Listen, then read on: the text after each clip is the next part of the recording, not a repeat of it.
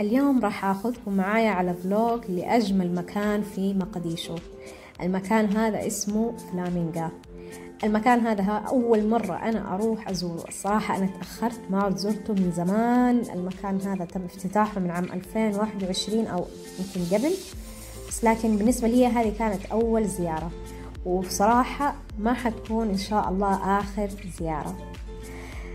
للي ما يعرفني، أنا اسمي منى، مواليد السعودية، انتقلت للصومال من فترة 4 سنين. في هذه الفيديوهات بشارك معاكم تجربتي واستكشافي البلد. فاللي حاب هذا المحتوى يضغط الاشتراك ويضغط الإعجاب ويشارك المحتوى مع أصدقائه في وسائل التواصل الاجتماعي. يلا خليكم معايا في الفلوج.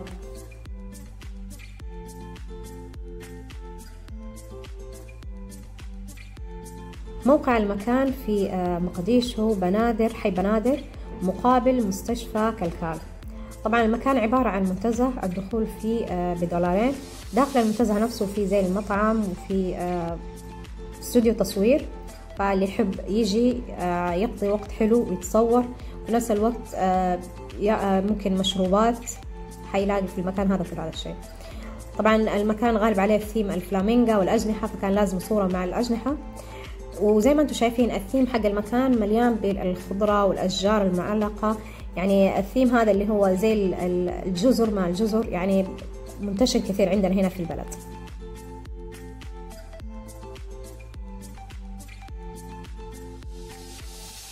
المكان عبارة عن طابقين، الطابق الأرضي فيه له جلسات داخلية وفي جلسات خارجية في الطابق الأرضي نفسه. في الطابق الأرضي حتلاقوا اللي هو استوديو التصوير، وحتلاقوا مكان تقديم المشروبات. طبعا بما انه الجو كان ممطر وكان جو حلو، فكان احنا قررنا انه نجلس في الجلسات الخارجية في الدور العلوي. طبعا المكان يعني فكرته جدا رائعة وفكرة رائدة، وأنا أشجع كثير من الناس إنهم يجوا يشوفوا ويستكشفوا هذه الأماكن في مقديشو. الإعلام بيرسم دائما صورة جدا سيئة عن الصومال وعن مقديشو، فهذه الأماكن والمشاريع اللي مثل هذه بترسم الوجه الجميل أو بتكشف الوجه الثاني لمقديشو اللي العالم العربي أو العالم عموما ما يعرفوا عن مقديشو. طبعا انتم زي ما انتم شايفين معايا هنا الطابق العلوي.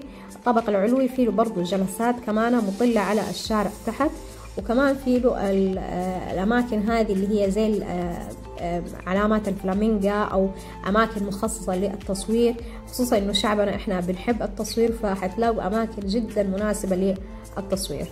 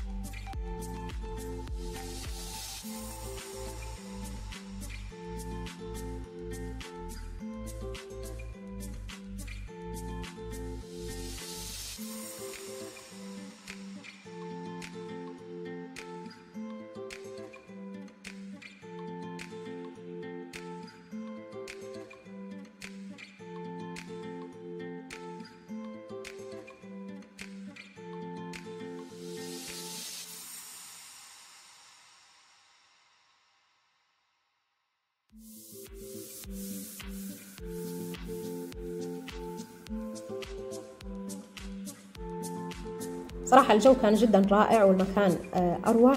أتمنى أنكم إن شاء الله يعني الفلوج هذا يكون نال إعجابكم. لا تنسوا تدعموا القناة باللايك والاشتراك. ما باقي على 10,000 مشترك إلا شيء قليل، فأتمنى تساعدوني في إني أكمل الرقم هذا. وإن شاء الله يعني إذا في عندكم أفكار أو أماكن أنتم حابين أروح أغطيها أو أصورها، اكتبوا لي في التعليقات. ولا تنسوا دائما تدعموا القناة وتشاركوا المحتوى مع أصدقائكم وسائل التواصل الاجتماعي. أتمنى لكم التوفيق في كل مكان. مع السلامة.